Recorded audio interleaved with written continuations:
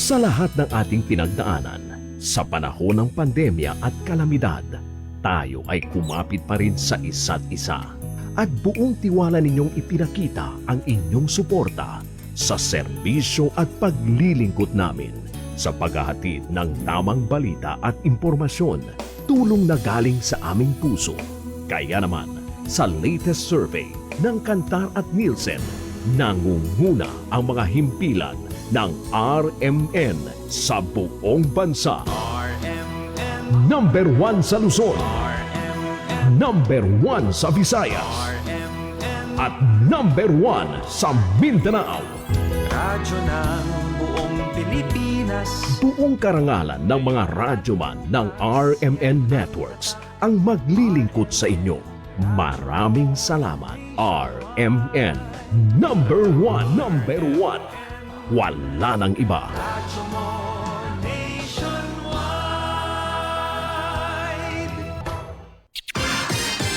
Ito ang DXMY. The Music and News FM station of RMN. Sa Cotabato. 90.9. DXMY. Mga kasama, oras sa buong kapuluan, tatak alas 6:02 ng umaga.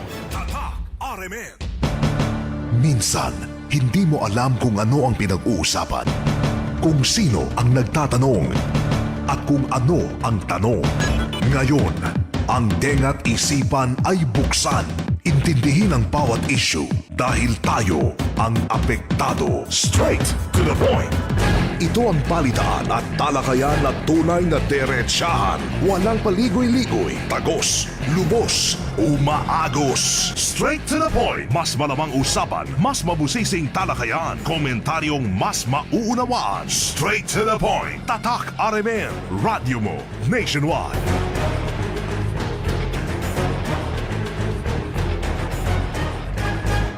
Mga kasama, umaga tayo ngayon ng Miyerkules. Tayo ho ay auno sa buwan ng Hulyo 2026. Minsan pang sa inyo ating paumaga no sa Public Affairs Program. Straight to the point. Straight to the point. Kumusta po kayo? Maasa po kami sana ho, nasa mabuting kalagayan, nasa maayos na pangangatawan. Straight to the point. Ano ang po inyong ginagawa mga kasama, pinagkakabalahan ngayong umaga? Welcome, samahan po ninyo kami sa isang edisyon ng ating programa. Straight to the point. Hanggang alas 7 ng morning, magkakarinigan ho tayo. Tulad ho ng dati, syempre. Straight. Pag-uusapan natin mga napapanahong usapin, balita, mga kagirapan na dapat ho ninyong malaman. Ating programa live na po napapakinggan dito po sa DXMY 90.9 FM sa Cotabato City. Straight to the point.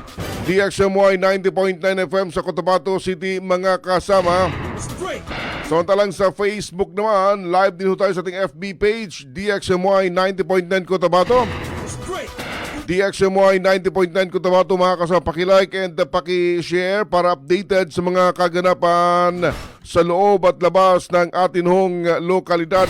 Straight. Ating text line sa mga text concern po nyo mga kasama, 0950-032-7332, 0950-032-7332, mga kasama. Update tayo mga kasama sa binabantayang tropical depression itong si Henry. Base po sa nilabas na advisory ng Pag-asa, mga kasama, as of 5 a.m. kanina ho lamang. Ito pong binabantayang low pressure area mga kasama ay nasa west-southwest ng Bataan at sinasabing na develop na ho ito sa isang tropical depression, Henry. Ang sentro po ng nasabing tropical depression Henry, mga kasama, tinatayang base po sa available data 115 km west ng west-southwest ng Abukay, Bataan. Taglayo nito yung maximum sustained wind na 45 km per hour, malapit to sa gitna, pagbugsong abot to ng 55 km per hour. Samantalang tinatahak po nito yung direksyon north-westward sa bilis na 25 km per hour, mga kasama. Samantalang yung extent ng kanyang tropical cyclone wind, strong wind extend hanggang 150 km mula po sa sentro. So talang ilang lugar po sa bahagi ng Luzon nakataas na ho sa Tropical Cyclone Wind Signal number 1. Partikular yung bahagi po ng Zambales, western portion ng Bataan and Lubang Island, mga kasama. Samantala ngayong araw mga kasama, dito po sa ating lugar, ayon pa rin po sa Pag-asa, inaasahan po yung magiging maulap na paparin o maulap hanggang sa magiging maulap po na paparin mga kasama. Sa mga sandali ito, nakakaranas po tayo ng mga pag-ambon. At sinasabing ang bahagi po ng Zamboanga Peninsula, ang Bangsamoro Region, Lanao del Norte, ang bahagi po ng Sultan Kudarat, South Cotabato, Sarangani, Davao Occidental, Davao del Sur, maging ang bahagi po ng Davao Oriental mga kasama, magiging maulap po yung papawari na may mga kalat-kalat na pag-ulan, pagkulog at pagkidlat. Duluto ito ng southwest monsoon. At posible po yung mga flash flood sa mga panahong makakaranas tayo ng malakas na buhos ng ulan mga kasama. Ang temperatura nasa pagitan po ng 25.5 degrees Celsius hanggang 27.9 degrees Celsius. Sunrise dapat 5:31 kanina, pero sa mga sandaling ito dahil nga po sa makulimlim yung papabirin, may mga pag-ambon. Hindi pa po natin nakikita si Haring Araw. Sunset naman 6:29 mamayang gabi. Straight to the point.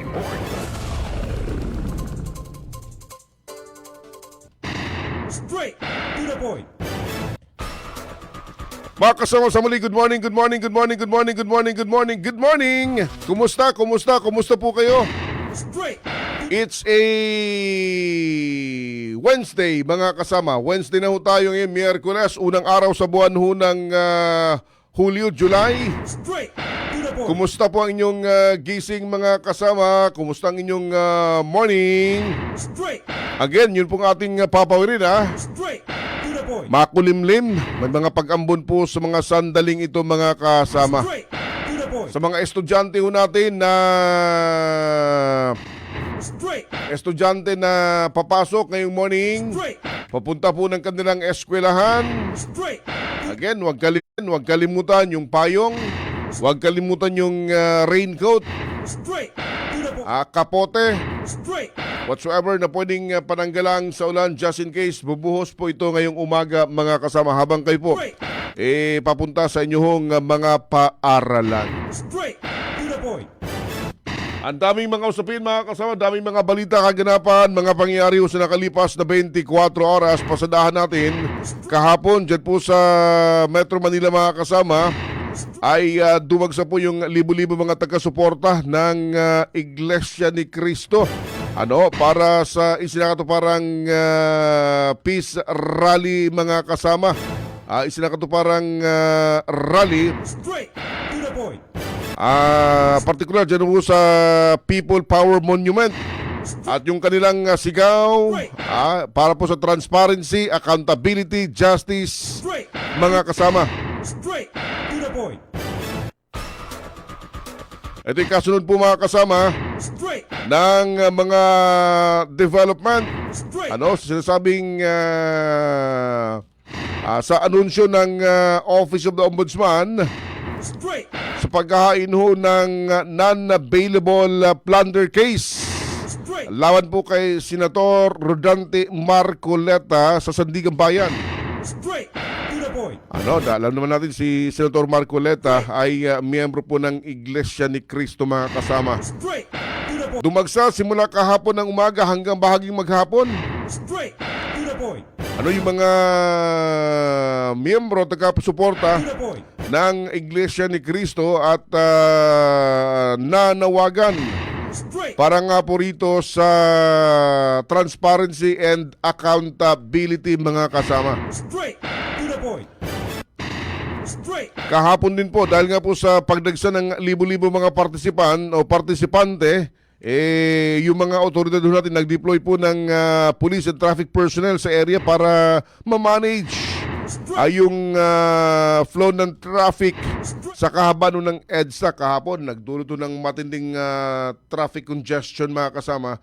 ang naturang mga pagkilos. Straight to the point. Early kahapon, sinasabing walang permit. Pero later in the afternoon, sinasabi nakasecure na raw sila ng permit mga kasama. Kahapon din, Straight. kasunod nga po ng nasabing rally na isinakatuparan, Straight. kahapon itinaas po ng Armed Forces of the Philippines Straight. sa lahat ng kanilang unit mga kasama sa National Capital Region, yung Red Alert status bilang pagtugon Straight. sa isinakatuparang protesta sa EDSA People Power Shrine mga kasama. Straight to the point.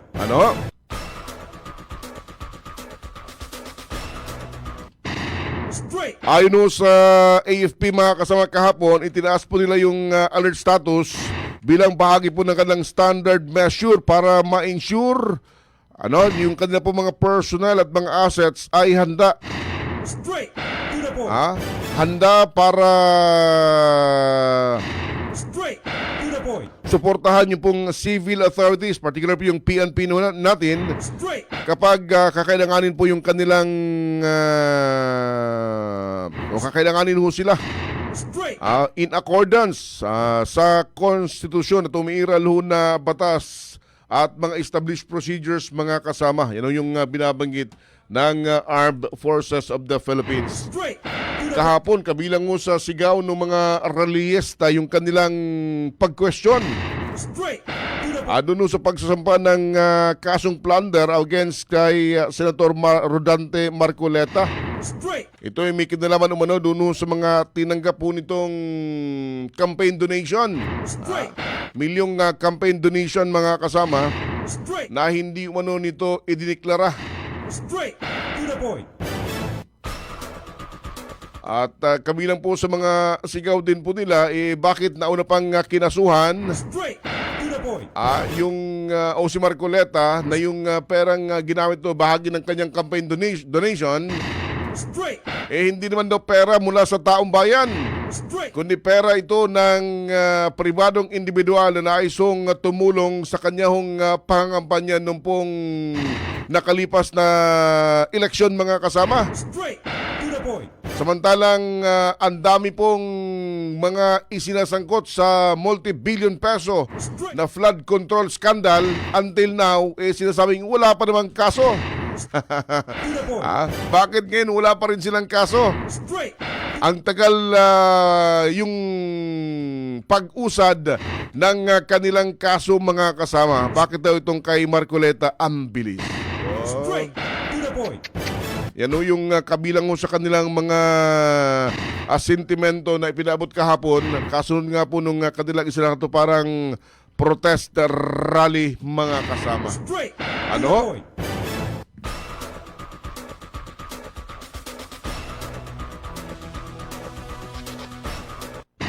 Straight to the point.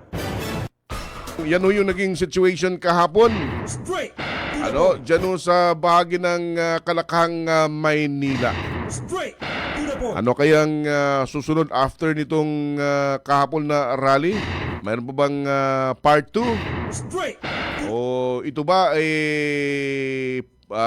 mada-downgrade sa mga probinsya? Straight. Dahil alam naman natin, the last time na nagsagawa sila ng rally, ang dami mga kapatiran ng Iglesia ni Cristo mula sa iba't ibang bahagi ng bansa ang nakiisa sa nasabing mga panawagan, kilos protesta o protest rally mga kasama. Straight.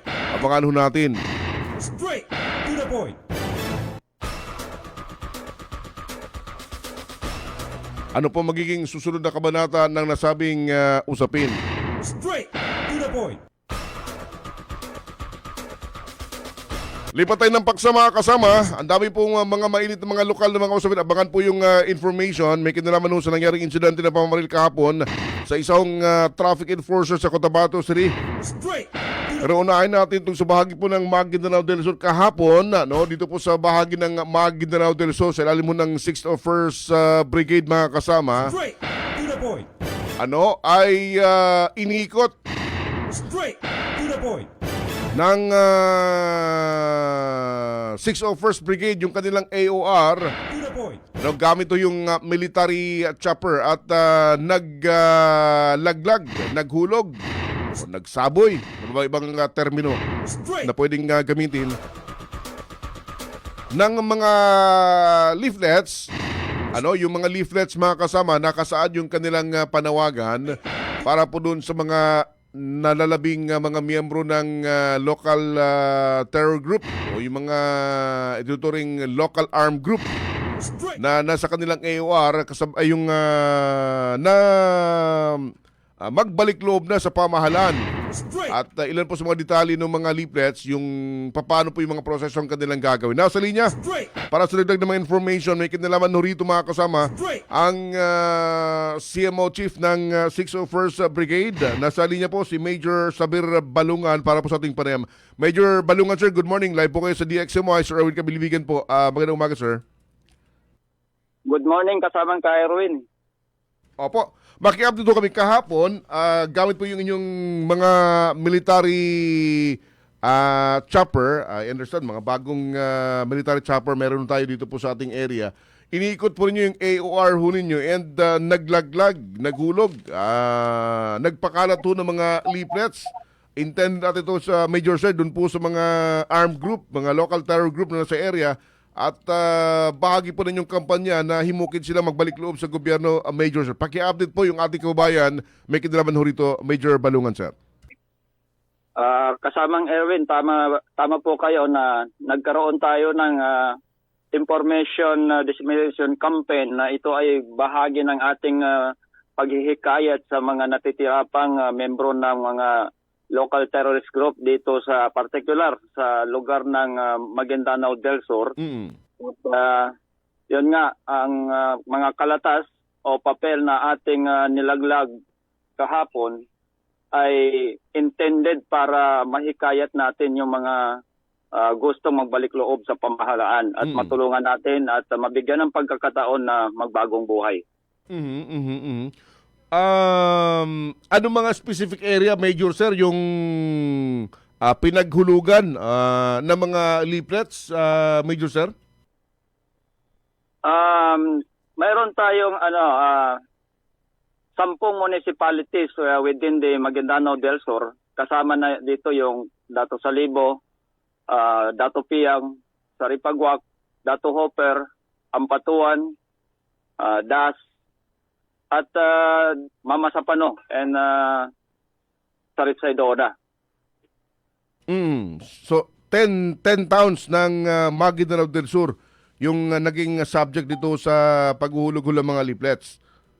Tama po kayo dahil itong SPMS box ay of course ito yung naging priority rin natin na laglagan natin ng ating mga kampanya na may parating natin yung ating mensahe na welcome ang sino mang gustong magbalik loob sa pamahalaan.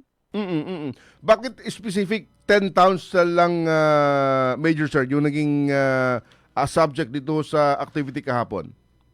Base yan sa status report ng ating mga intel report na yan yung mga lugar na nagiging daanan. Nagkakaroon sila ng mga presence, mga activities na dyan sa lugar na yan. Kaya yun yung tinarget natin. Okay. So, itong 10 mga bayan, hindi naman siguro ginagamit as kuta. Yung term ninyo is dinadaanan ng mga ito sa kanila po mga activity, Major Sir. Tama po kayo kasi wala naman sa ngayon ay wala naman silang specific na talagang pinagtatambayan o pinagtataguan dahil nasusundan natin sila. Kaya mobile po ngayon ang estilo ng ating kalaban. Sa ngayon, anong mga specific na armed lawless group itong target ninyo na padala ng mensahe pamagitan po nitong paghuhulog ng mga leaflets, Major Sir? May dalawa tayong specific group na tinatarget yung natitirang membro ng Bangsamoro Islamic Freedom Fighter at saka Daula Islamiyah. Ito ay kasama na rin dito na iniingganyo natin o hinihikayat ay yung mga individual na nagpo-possess, nagmamay-ari ng mga illegal firearms na isuko sa pamahalaan yung kanilang mga baril. Ipasok sa programa ng small arm and light weapons o SALW na tinatawag management program. On your data, dahil specific itong mga areas, nasa 601st talaga, ano? Sa BIFF, ilan pa yung mga miyembro nitong natitira ngayon? And sa DI, ilan pa yung mga miyembro po nila, Major Sir? Ay, hindi ako makapagbigay ng specific data nung ating natitirang kalaban dahil nung mabuwag na yung matalo na natin yung Karelan faction, yung mga natitira nilang membro ay sumanid sa grupo ng Bungos faction. So kaya wala nang faction ngayon dahil nag-merge na sila. Aha, so isa na lang yung BIFF. Isa na lang. BIFF. BIFF. Wala nang Karelan, wala nang Bungos faction ngayon, BIFF na lang. Wala na. Natalo na natin at alam naman natin na napatay na yung kanilang isang leader na si Karyalan. Yeah, I understand, Major Sir, hindi to yung unang pagkakataon na naghulog kayo ng mga leaflets. I understand, hindi to pangatlong pagkakataon na. Yung unang pagkakataon na naglagaw kayo ng mga leaflets, kumusta po yung naging resulta ho nito, sir? Actually, kaya nating inulit yung pangalawang activity na paglaglag natin ng mga leaflets ay dahil doon sa unang ginawa natin noong January 2026 ay naging effective ito at in fact mayroong agad-agad na nag-surrender sa atin at bitbit niya yung kanyang M16 rifle sa bayan ng Mamasapano. Ayun. So isa ito sa mga nakita po niyong positibong naging indikasyon na yung effort na yan ay effective, Major Sir. Tama po kayo. In fact, may mga tumatawag na doon sa mga hotline number na nilagay natin doon sa papel. Ilang grupo yung mga tumatawag dito na gusto magbalik loob sa pamahalaan. Ayun. Doon sa mga leaflets na nilagay nyo, tinitingnan ko kasi yung mga picture, parang binalot to ng cellophane, Major Sir? Tama ba? O papel lang ito yes. diretso? Binalot natin ng plastic kasi alam naman natin na swampy area yung ibang lugar dito. So kahit na mapunta doon sa tubigan, mabasa, so hindi siya masisira dahil nakabalot ng plastic. Ayun, okay. Doon sa mga leaflets, ano po yung mga specific na detalye nakalagay doon na makakatulong po sa panawagan po ng gobyerno pag nabasa po ng mga naninuman, Major Sir? Nakalagay doon yung paghihikayat na piliin yung kapayapaan imbes na karahasan at isurrender yung kanilang mga baril, magbalik loob sa pamahalaan ng kusa o voluntaryo. So nagbigay din kami ng hotline para kung saan yung gusto nilang tawagan, pwede sa hanay ng kapulisan at pwede rin sa amin at saka sa provincial government. Ito nakasulat, anong lingwahe, Major Sir? Mayroong Tagalog, sir, at mayroon ding Magindanaon dialect para mas madaling maintindihan ng ating target audience. I see. Okay, so may mga inaasahan pa po bang kasunod po ito after nung successful na pag-drop ng mga leaflets kahapon, Major? Tama po kayo kasamang Erwin at tuloy-tuloy po yung ating kampanya para sa kapayapaan. Ayun, okay. Liban dito, kumusta na rin po namin yung AOR ninyo so far for the past days? Anong mga latest development dyan, Major Sir? So far, maganda po yung sitwasyon ngayon at manageable naman po yung area. Wala namang mga violent incident na especially doon sa mga galawan ng mga terorista dito sa AOR natin. Ayun, opo. Isang bagay na lamang, maliban doon sa pag-drop on yung mga leaflets, nasa inyo po yung pagkakataon ngayon sa radyo, sir, para po ipaabot po yung mga mensahe po ninyo sa mga individual, mga itinuturing ng mga armed group either miyembro ng BIFF, DI o yung mga individual na may mga pinag-iingat o nag-iingat po ng mga illegal firearms. Ano? Panawagan po rin sa kanila, pwede po in Maguindanao para mas effective yung medium na gagamitin po, Major Sir. Assalamualaikum warahmatullahi wabarakatuh sa ating mga tagapaginig, especially dito sa probinsya ng Maguindanao del Sur, at ating kababayan. Niya ko ipapasabat abitiala sa kitanutanan na mag-cooperate umani isa sa mga aron mga illegal firearms nila na i-Europe tano sa programa na gobyerno Small Arms and Light Weapons Management Program para magkaroon kayo ng benefit mula sa ating gobyerno. Para sa mga natitirang membro ng Dawla Islamiyya at saka BIFF, ay ang tanggapan ng 6th Support Brigade ay welcome na welcome po yung gustong sumurrender, sumuko sa ating pamahalaan. Tutulungan namin kayo na makatanggap din kayo ng benefit mula sa ating gobyerno at ang higit sa lahat makasama nyo yung pamilya. Sukran. Major Balungan, sir, kami pinagpapasalamat ng marami sa oras, information na ibinahagi po sa ating mga tapakinig ngayong umaga, Major Sir. Again, thank you very much. Good morning po sa inyo. Thank you, sir. Kasamang Erwin. Salamat po, salamat. Lahat ng tanong, straight to the point. Mga kasama ang CMO Chief ng 601st Brigade Army Major Saber Balungan. Straight. May kinalaman po sa kanilang successful na leaflet dropping, yung paglalaglag ng mga leaflets kahapon. Straight. To the point. Ano sa 10 mga bayan dyan po sa Maguindanao del Sur, Dato Saudi Ampatuan, ang Dato Piang, Ampatuan, Dato Hofer, Sheriff Agwak, Dato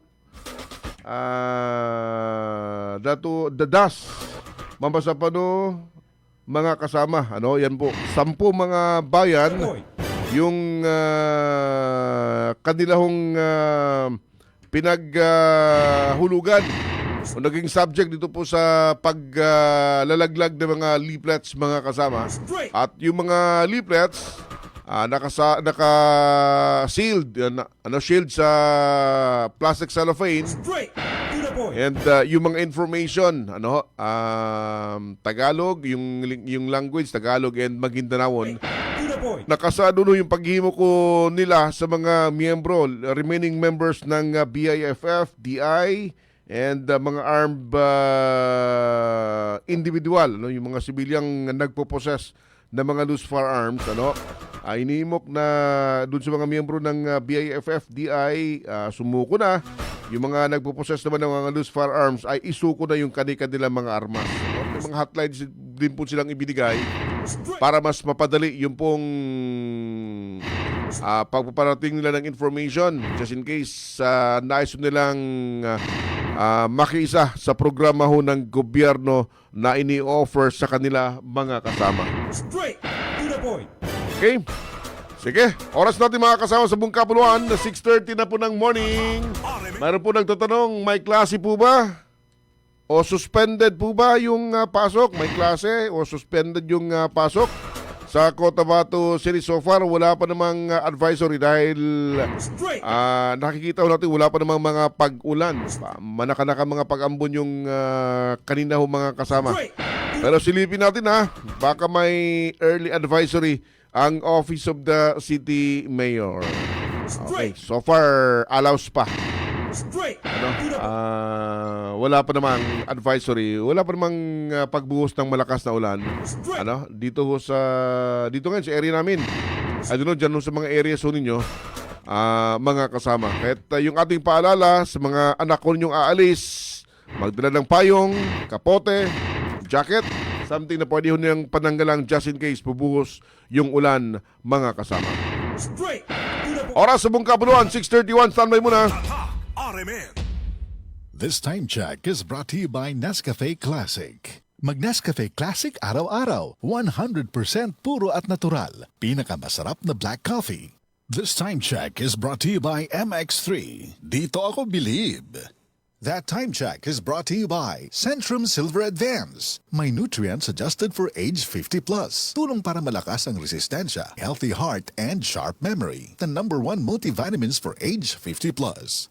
This time check is brought to you by Kidney Care. Likayi ang dialysis o ubang problema sa kidney. Mag-Kidney Care. This time check is brought to you by ang kilala mong Alaxan, extra galing na. Up to 3 times faster versus Alaxan FR. New Alaxan Extra. This time check is brought to you by Milo. Drink Milo every day. This time check is brought to you by iBerry Gold. Mas daghan ang lutin, mas epektibo, mas klaro. Magkaiba man tayo ng karanasan, pareho naman ang gusto natin bilang Bangsamoro. Ang trabaho at oportunidad, mas magandang kinabukasan. Kapag magsama-sama ang iba't ibang boses, mas lumalawak ang pag-unawa at pagtutulungan. Kaya ang Bangsamoro Federalist Party ay binubuo ng mga dating revolusyon, mga lingkod bayan at ng iba't ibang sektor ng lipunan. Dahil sa pag-angat ng Bangsamoro, dapat lahat kasali. Bangsamoro Federalist Party. PFP for Bangsamoro. Para sa Bangsamoro.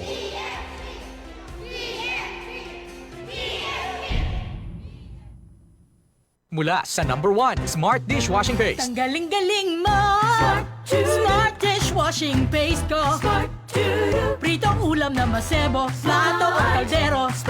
Tanggaling for everyday. Ganyan pag Smart ang dishwashing paste. May double tanggaling formula. Tanggal galing ang sebo at bakterya. Bahid para walang bahid, linis fantastic sa metal at plastic. #1 ko to! Tanggaling-galing mo! Smart dishwashing paste. Heavy duty linis bawat pahid.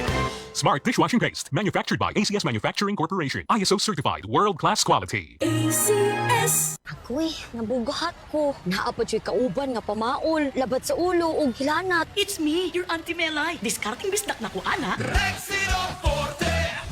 Mas paspas, banat sa upat! Faster versus paracetamol in as fast as 30 minutes. Unilab quality yan. Paracetamol caffeine is the generic name of Rexidol Forte. If symptoms persist, consult your doctor. Ako'y nabugahat ko. Naapod siya kauban nga pamaol, labat sa ulo o gilanat. It's me, your Auntie Melay. Discarding bisdak na ko, ana. Mas paspas, banat sa upat! Faster versus paracetamol in as fast as 30 minutes. Unilab quality yan. Paracetamol caffeine is the generic name of Rexidol Forte. If symptoms persist, consult your doctor. Kada adlaw magsigi og trabaho. Pagkatas na dayon diha. Dapat unta. Alin, ang gatas nga para nimo. Saktong diet ug exercise. Sabang pampalikon sa lawas. Nasabot kayang pack. Kaya na gyud kaayo. Gatas para nimo. Abot kaya na. Palit na ug Anlin. Karon available sa Abot Kaya Pack para sa kaligon sa Anlin na nasa 12 pesos SRP ra. Barato na kaayo.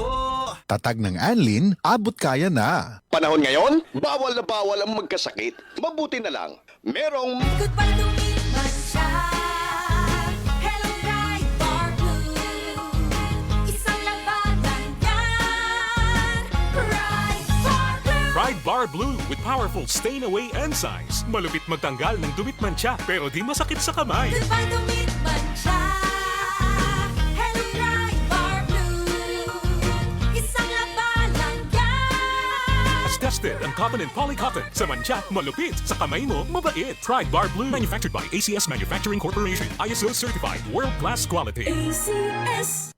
To serve the public well, I have to take care of myself first. As an information officer in a regional government office, grabe talaga ang demands. Long hours, fieldwork, and managing campaigns for 20 programs all at once. Thank God for the strength na binigay niya sa akin. At syempre, in my part, I eat healthy foods and I exercise regularly. Plus sa tulong ng MX3 capsule na verified with alpha, beta, and gamma mangustin. Ako si Michelle Franca, MX3 capsule, dito ako believe. Mahalagang paalala, ang MX3 capsule ay hindi gamot at hindi dapat gamiting panggamot sa anumang uri ng sakit. MX3, tunay, natural at original. Radyo mo nationwide. Mga kasama, oras natin 6:36 na po ng morning. RMN. Mga mommies, narito na ang lampin na pants sa diaper, mega dry, day or night at kaya ho nitong tumagal ng hanggang 12 oras. Hygienic, safe at baby skin friendly dahil 100% cotton. Lampin pants diaper, mega sulit ang presyo, mega kalidad sa produkto. Available sa lahat ng Mercury Drug Stores at sa mga leading supermarkets at drugstores nationwide. Radyo mo nationwide. Morning muna kay Sir Andorico Torion. Morning sir, may klase po ba? So far, wala pang announcement. May mga areas pala sa Cotabato 3 yung nakakaranas ng malakas na buhos ng ulan. Ano ho? Sabi ko nga, sa ibang area, may mga pag-ulan. Pero dito sa area namin, Rosarez number 9, manakadakang ambon pa lang so far yung pong aming na-experience. Ano? Kahit marami nagtatanong kung mayroon bang advisory sa posibleng class suspension mga kasama. So far, wala pa. Ano? Magandang morning, Sumulod, Umanya, Sinsin. Sa mga Yaping Chong girls, kay Cynthia Sumulod, kay Risa, kay Dailin, Marilyn, Vivian, Irene, Jovelyn, kay Min, Rosanne, Joy, Linlin, Lab, Georgina, kay Jorlene, kay Jane, Lupercita, Presi, Alexis, Lovely, Gemma, Rosana, Hermina, Madam Robilin Yap. Good morning sa inyo. Okay, good morning din kay Fatima Uto, Abdullah Ayob. Magandang morning sa Esteros RH9. John Mark Civiliano. Tanong dito, may pasok po ba? Wala pang advisory so far, ma'am. Ano? Samsudin Mamasaunda. Morning. Diyan na po sa Ligawasan SGA. Magandang morning. Matuwa mga uda ng Gelil Usman ng Tanuel Dos. Magandang morning. Ma'am Simbayada, magandang morning din po kay Maher Santiago. Salam, wala bang suspended ngayon? Wala pa rin po so far, ma'am, ha? Kay Kutin? Meron o wala? Wala pa, sir. Wala pang advisory so far. Mapiopita watching from Purok, Durian, Mother Bagwa. Good morning, Barakat Surplus. May klase po ba? So far, sir, wala pang advisory, sir, ha? May nag-umaga pa, shoutout po kay Bapa Jing Cameros at kay Jongjong Cameros dyan sa Barangay Paguyanan, Amay Manabilang, Lanao del Sur. Sunny Rosales, good morning. Sir Bugoy, magandang morning. Kay Taya Muhammad, gandang morning po sa inyo. Kay Ma'am Lourdes, gandang umaga. Good morning everyone. Magandang umaga rin po dyan, ma'am, sa inyong sa school ninyo, ha. Magandang umaga and lahat ng mga paaralan sa ating lugar. Sana okay pa kayo sa all right sa mga sandaling ito. Ang dami yung natin sinusubaybayan pa mga usapin mga kasama. Agad yung ating text line sa mga text concern. Ayos po yung iparating 0950-032-7332. 0950-032-7332. Ano? Kung ayaw nyong iparating via ating comment section yung mga concern, nais po nyong mabigyang pansin, na pwede po nyo ipadala through our text line mga kasama. Ano? Diyan nyo i-text yung mga concern po ninyo. Straight to the point.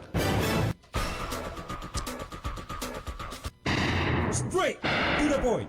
Report muna tayo mga kasama para po umula po sa mga Radyo Man reporters natin ngayong umaga. Tanggap tayo ng report. Ano?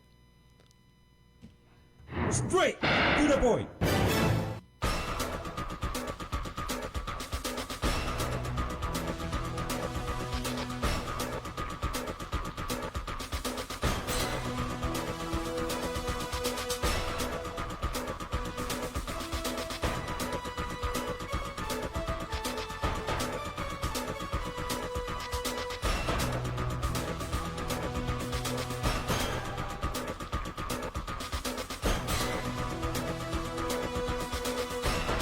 Tanggap tayo ng report mga kasama. Straight to the point. Unahin natin detalye ng balita.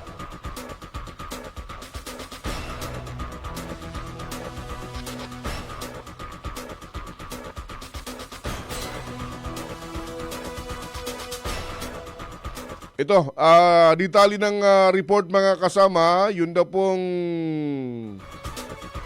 DTI 12, pinaigting yung Consumer Protection Business Assistance, kasunod po na nangyaring 7.8 na lindol. Radyo 1 Daisy Mango, Jaritali. DXMY. Tatak RMN Report. Kasunod ng magnitude 7.8 na lindol na yumanig sa General Santos City at Sarangani, pinalakas ng Department of Trade and Industry o DTI Region 12 ang mga hakbang upang maprotektahan ang kapakanan ng mga mamimili at masuportahan ang mga negosyong naapektuhan.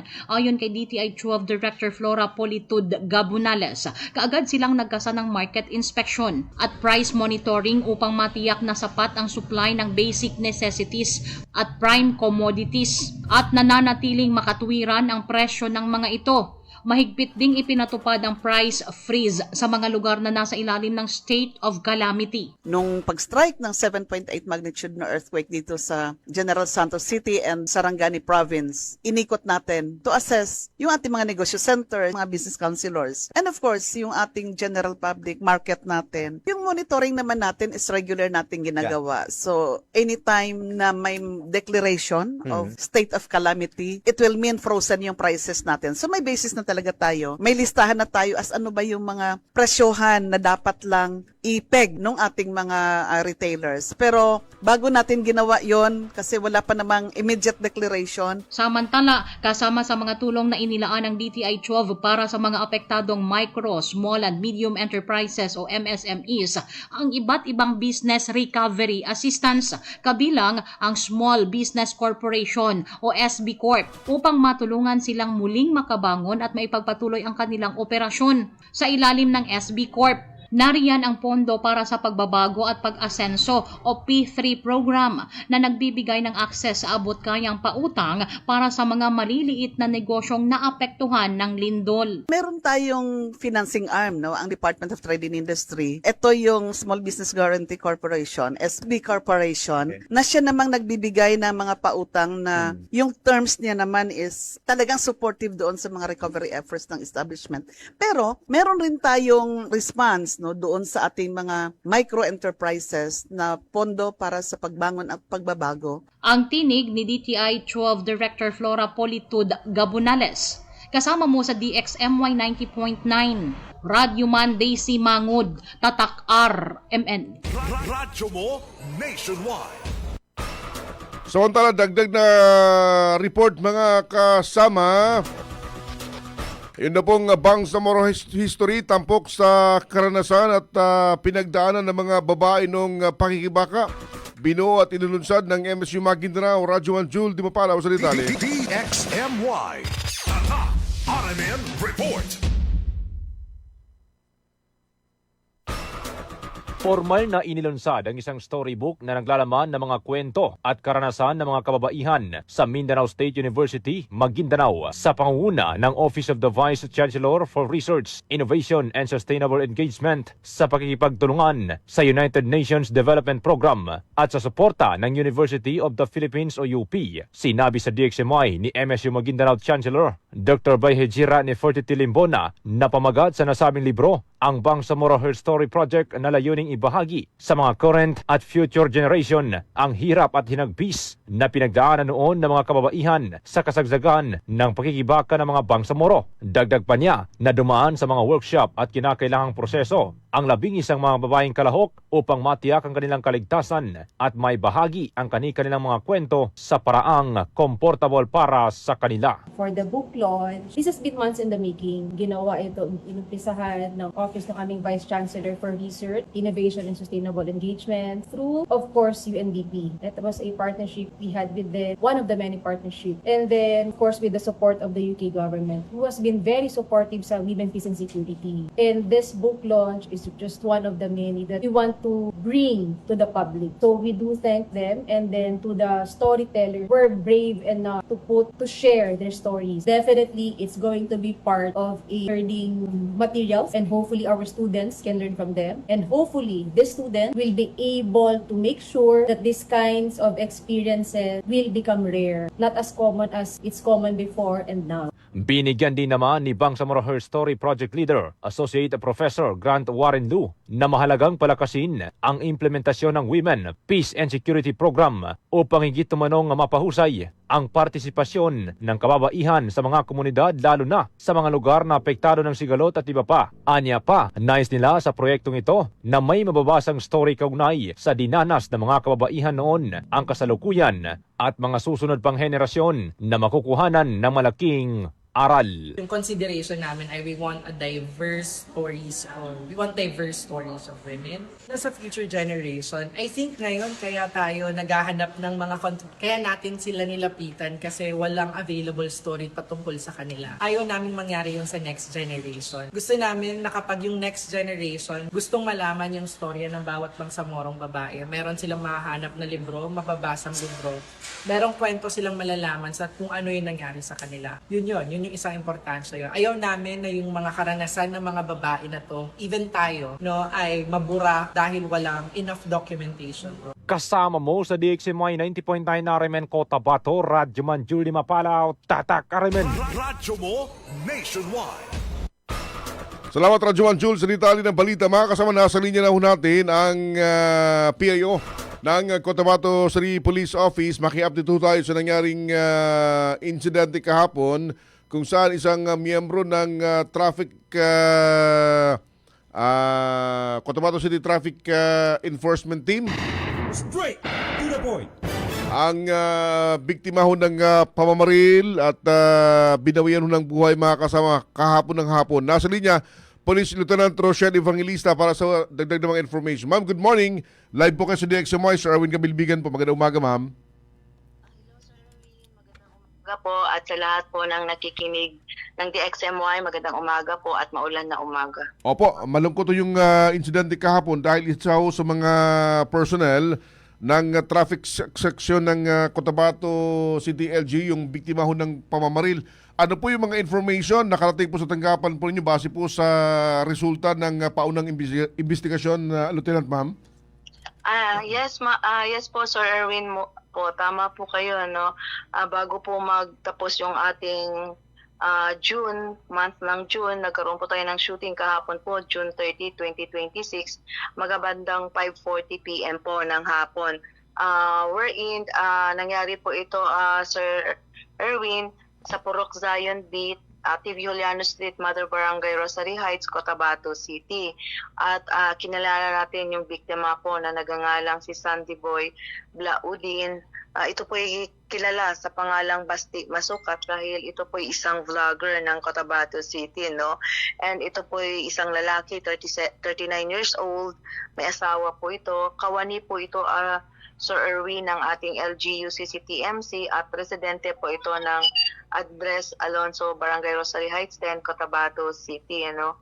So, sa nasabi ko pong oras, about 5:40 kahapon nga po ng hapon, nakatanggap po ang ating Police Station 2 ng tawag sa isang concerned citizen regarding nga po na may nangyaring shooting incident sa nasabing lugar. So immediately po yung ating Police Station 2 sa pamumuno po ni Major Tugaya Alfonso, Station Commander, kasama po yung kanyang mga investigator, ay nandoon kaagad po at nag-respond. Initial investigation na kinandak, Sir Erwin, na pag-alaman natin na ang biktima, habang po ito'y hinihintay ang kanyang asawa, bumili rin po ito ng tinapay sa isang bakery po sa nasabing lugar. So may isang unidentified na lalaki na onboard po ito ng white red XRM na hindi pa natin na-determine yung plate number nito. Suddenly dumating at without provocation po ito'y binaril po. Tinamaan po ang ulo ng ating biktima. So after na tumakas itong suspect, agad-agad na tumakas, ang ating mga bystander po immediately dinala itong victim sa Cotabato Regional Medical Center. Sinubukan po na i-revive ng ating mga attending physician and personnel po ng CRMC, but unfortunately, Sir Erwin, ito po ay dinaklara ng ating attending physician as pumanaw na po. So yung ating SOCO team po, nagkaroon rin po ng processing doon sa crime scene. Wherein nakapag-recover po ito ng isang fired cartridge case na believed to be from a caliber 45 po na firearm. At ito po ngayon ay subjected po sa ballistic examination ng ating Regional Forensic Unit. So yung katawan ng po ng biktima rin natin, after na pumanaw po, ito po claim ng kanyang immediate family, and ito po dinala for preparation po sa kanyang burial po, Sir Erwin.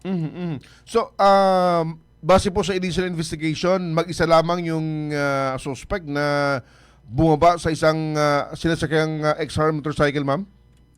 Ayun po ang nasa report natin, no, na nag-iisa lang po yung suspect natin, na sinasabi ng ating report, and ito po ang sabi pa nga ay naka white t-shirt ito, short pants and black face mask po, no, na nakasakay nga po doon sa white red XRM po.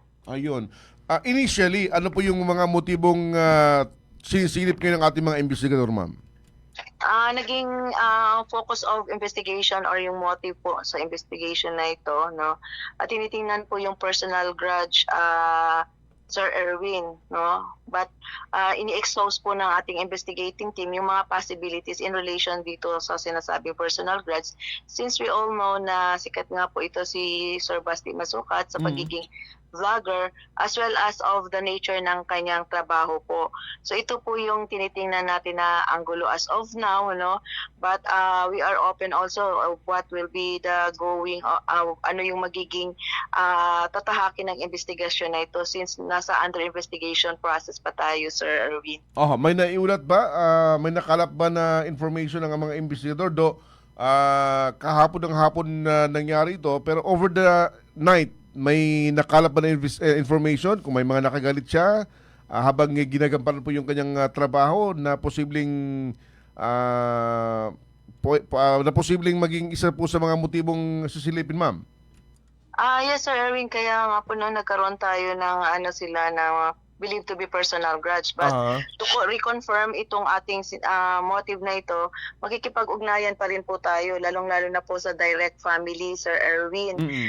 Kasi mahalaga po yung mga maaring may alam ng pamilya patungkol po sa insidenteng ito. But we recognize also yung kanilang grievance ngayon, as well as yung kanilang nagre-respeto tayo sa pangyayari, no, na magbigay muna ng time para sa kanila, and ang ating investigating team magkikipag-ugnayan din to sa family natin to malaman din natin if may mga alam silang threats or pagbabanta sa kapamilya po nila. Mayroon pong nilabas na kautusan ang alkalde para po sa mga otoridad natin na siguraduhin yung pong mabigyan ng hustisya yung sinapit ho ng isa sa mga personnel ng CCTMU, Lieutenant Ma'am.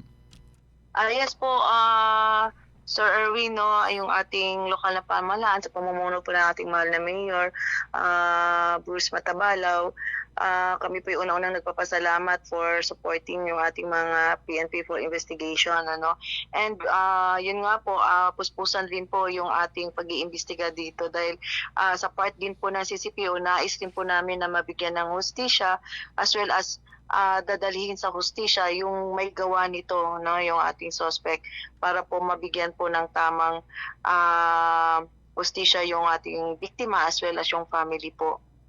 Yung gunman, after pong barilin yung biktima, saan na po yung direksyon ng pagtakas niya, Lieutenant Ma'am? As of the initial report, Sir Erwin, wala pang nasabi, no? But yun nga po yung magiging subject this day, itong babalikan pa ng ating mga investigating team yung area of incident, dahil mangangala pa po tayo ng mga evidences, particularly footages po, no? Para lang po ma-ensure natin na ano talaga yung real scenario ng nangyari po na insidente. So, yun po rin ang magiging subject po natin. Magkakaroon po kasi talaga tayo ng backtracking kung saan ang galing, at para ma-identify din itong suspect na ito. Ayun. Ito sa lang biktima, ma'am, pauwi na ho ito ng kanilang bahay. Bumili lamang po sa isang tindahan ng barilin, ano?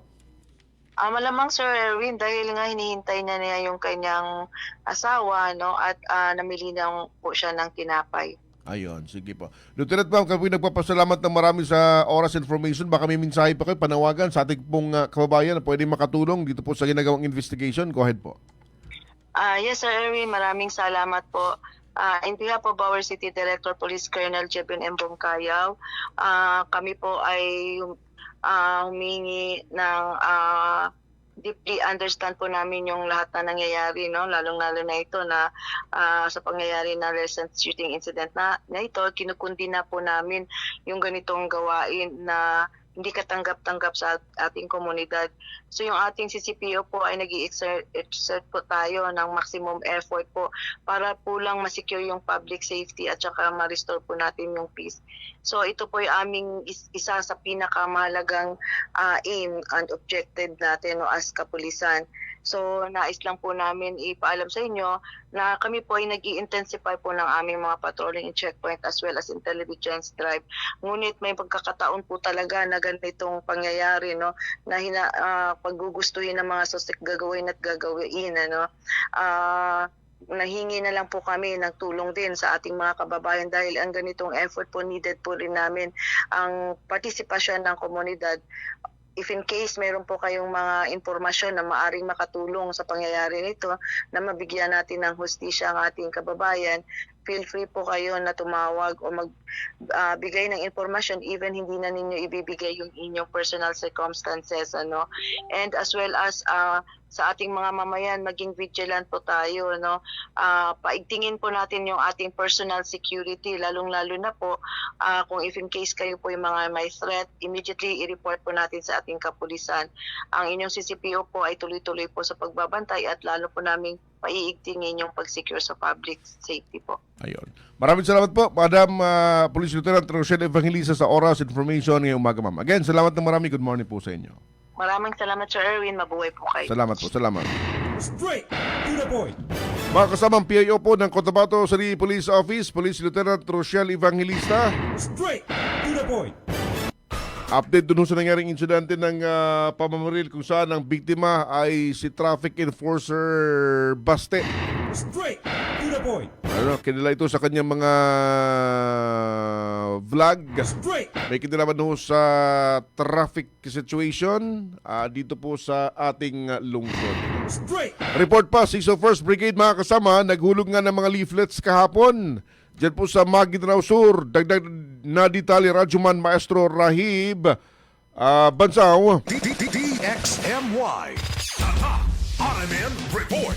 Muling hinikayat ni Brigadier General Edgar Cato, Commander ng 601st Unified Brigade ng 6th Infantry Campilan Division ng Philippine Army, ang mga nalalabing rebelde na magbalik loob na sa pamahalaan at magsimula ng panibagong buhay kasama ang kanilang pamilya. Kasama si Army Major Sabir Balugan Alhads, CMO ng 601st Unified Brigade. Ayon kay Brigadier General Cato, handang tumulong ang mga kasundaluhan sa pamagitan ng mapayapang pagkikipagdialogo upang mabigyan ng pagkakataon ang mga lawless elements na yakapin ang kapayapaan. Sa isinagawang paglipad ng helicopter, naghulog ang mga sundalo ng mga polyetong nakasulat ang wikang Maguindanao na nananawagan sa mga rebelde na piliin ang mapayapang pamumuhay alang-alang sa kanilang pamilya at sa mga susunod pang henerasyon. Usually ginagawa naman natin talaga ito. May isang beses na ginawa namin ng kaparehong aktibidad. Meron tayong mga tao na rebelde na nag-surrender. Ito dahil almost for the last 2 months, ito na yung aming combat operation against mga EI na to, yung mga terorista. And ngayon, gusto namin iparating sa kanila na hindi lang naman yun ang hahabol namin na pulihin sila. Tapos gusto natin ipaalam sa kanila na directly, aming from the air. Bigyan sila ng mensahe na open ang ating government na tanggapin sila kung kusa silang magbabalik loob sa ating pamahalaan. Kasama mo sa DXMY 90.9, Radyoman Maestro Rahib Bansaw Tatak, Armen. Straight to the point. Salamat Maestro sa report na yan. Magandang morning kay Nor Haydin Piang Talimpid. Pa-shoutout na sa kanyang asawa si Raisa Dimatingkal from Patsakala, RH Mother Barangay. Kay Hadigya Bensik ng RH3, good morning. John Vincent Samson, good morning. Bayom Kulsumi Timbang Waya, good morning. Pa-shoutout kay Datutong Waya ng Purok Bay Alabi, Barangay Dato Balabaran. Dito po sa Cotabato City. Straight to the point. Abangan susunod mga mainit na balitang pambansa direkta huya mula sa DCXL Armen Manila. Meron nga palang pinadala ditong text sa ating text line. Sandali basahin natin bago natin tuluyang magpaalam. Pakias po sa MBHTE. Kumusta na raw yung kanilang clothing and medical allowance? To the point. Sa MBHTE raw, yung clothing and medical allowance, I understand, baka teacher ito dahil MBHTE. Yung pinapaabot yung kanilang panawagan. Sige po, tanong natin yan sa MBHTE mga kasama. To the point. Sa alam ng mga partners natin sa Master Control, Chief Alvin Castillon sa Digital, Ginoong Ricardo Madamba Jr., ating coordinator Radyoman Maestro Rahib Bansa. Ako nyo nakasama, Radyoman Erwin Kamilbigan. Maraming salamat, magandang umaga. Radyo mo nationwide.